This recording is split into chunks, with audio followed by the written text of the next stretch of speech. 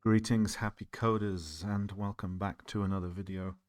It's been a little while. I've been busy with other stuff, real life stuff. All good. Just didn't have a chance to do much work on the game. Got back to it though. Just mainly been working on the attract mode and the boot up. So the main game I haven't actually done much at all. Just been thinking about that. We'll get to that soon, I guess. Anyway, um, yeah, I'll just show you that, and then I'll talk over it a little bit too, just so you know what I've done. But I'll show you it first, right? There we go.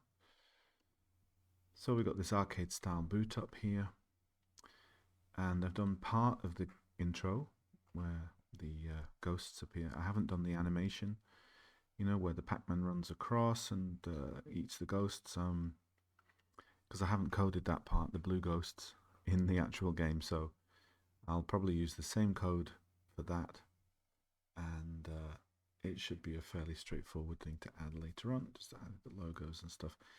And I added the option to redefine the keys as well. So yeah, it was a bit more fiddly than I thought, but it's all fine now, so that's good. And I added 5 keys, one of which is the start key, and that will be the pause key in the when you're in game as well. Haven't added that yet, but I figured, you know, I realized I'd put press fire to start, and there isn't actually a fire button in Pac-Man, so that was obviously an oversight. And so I thought, well, okay, we'll add a start button because there is one obviously in the arcade, so we'll add that, and it can work as a pause button in game. So yeah, let me just reset this, and I'll explain just a little bit of techie stuff. Nothing major, but this is not intended to perfectly replicate the boot up screen of the arcade, but I think the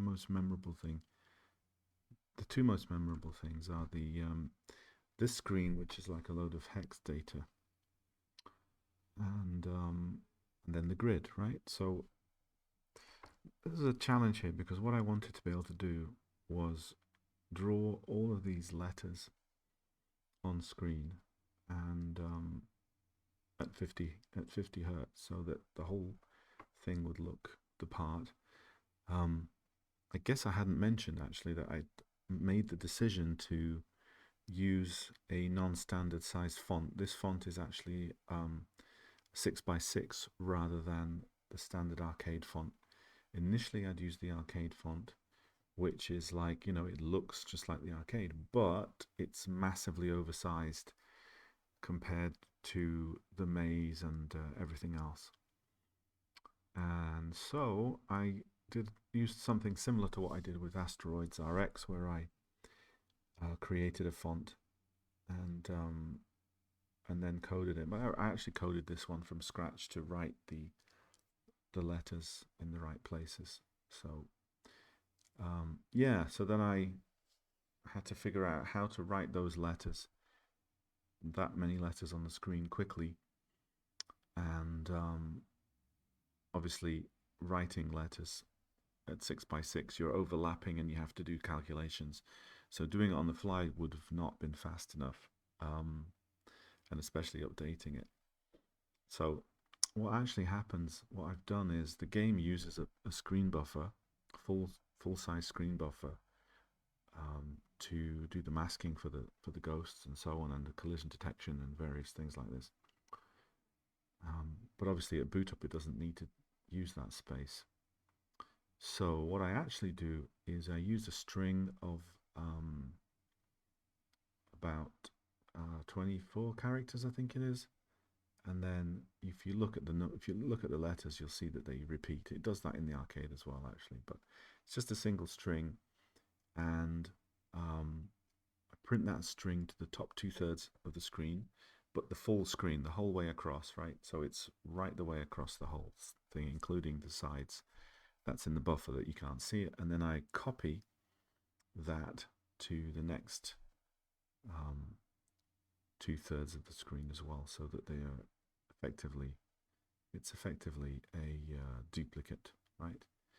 So if you look at the number, if you see the start there, you'll see it says 52 DC, and then if you look there, it says it there, and then it says it there.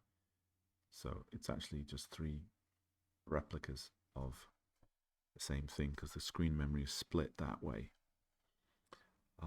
And then to create this effect, I'll just unpause and pause it again, right? So to create this effect where it's actually updating,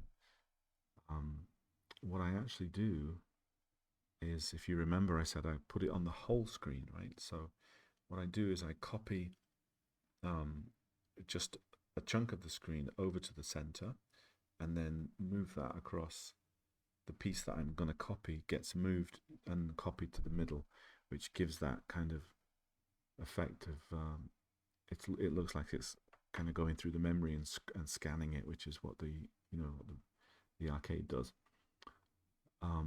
And then I just did that with the top third, and then I'm also writing the same bytes to the other 2/3 as well at the same time.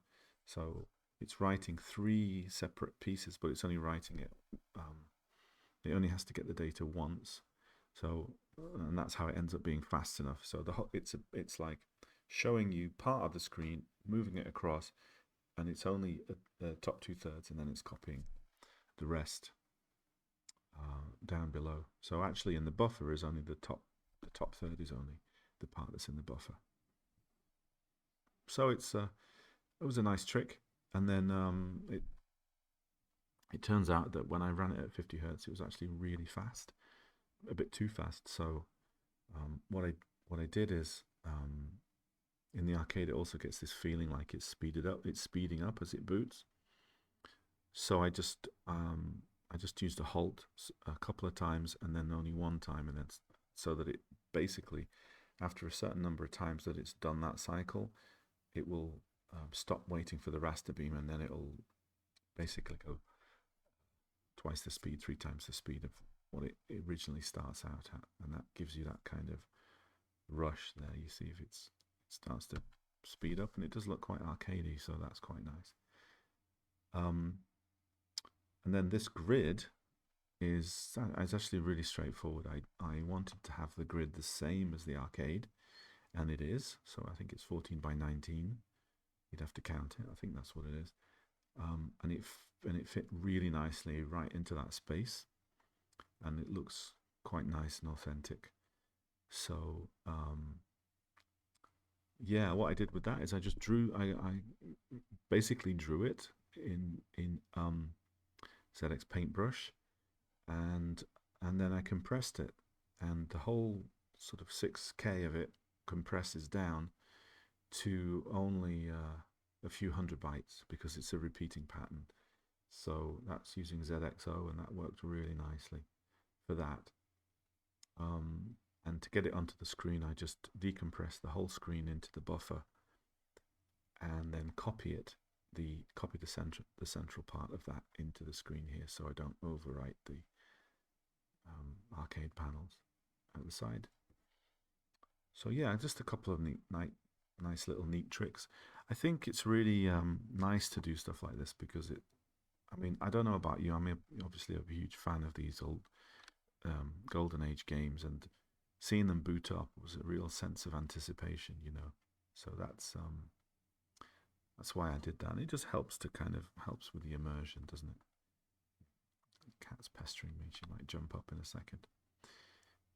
Anyway, that was that, and a pretty straightforward thing. And then, as I said, this part, we'll do the proper animation later, and we'll get the sprites moving and stuff.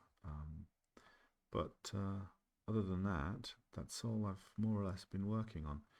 Just this well, one thing I will say is that what I try to do is this kind of thing, attract modes and redefining keys and stuff like that. It can be quite boring, and so I try to kind of force myself to do it somewhere in the middle of the project, so that I don't find I have to do it at the end, because when you get to the end, you're really keen to just get everything done. And so you tend to, you can get a little bit sloppy with things like this, because you just, you just want it done, and it's not a challenge, so it's not so much fun, and you just, you know. But anyway, I've worked quite meticulously on it, so hopefully it's all going to be fine. So yeah, I think that's it. I mean, obviously, you know, we can redefine. I'll just do that one. Start. And one more thing I would say, did you see the wipe there? I copied that from Lunar Rescue. So when I wipe the screen, I'm actually deliberately coding it so that it wipes it vertically. And again, it's a vertical monitor, right? It's supposed to look like a vertical monitor, so it's wiping it vertically. And again, I don't know, but I think that it kind of feeds into the subconscious that you're playing the real thing. So that's kind of cool too. All right, yeah, okay. And what am I going to be doing next? That's the question. So just let that run.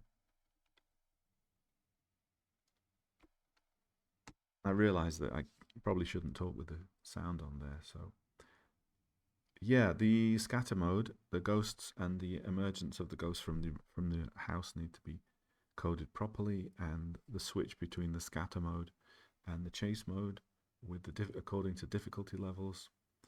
And after that, I think we'll be ready to get the power pills with the ghosts turning blue and getting eaten, and after that, the ghost eyes running back to the house, right, and then re-emerging, and then after that, oh, we'll almost be there, I guess. So you know, we're not doing bad. I think, and then obviously there'll just be some polish and testing and stuff, but that's still a fair bit of work to do, I think, you know, to get everything really nice and right. But it's going well, so yeah. Anyway, that's enough from me. That's my update for today, and yeah, if you're wondering, it's quite late at night. I'm talking a bit quieter so I don't disturb the missus. And I'll see you guys in the next video. And as always, happy coding. Bye bye.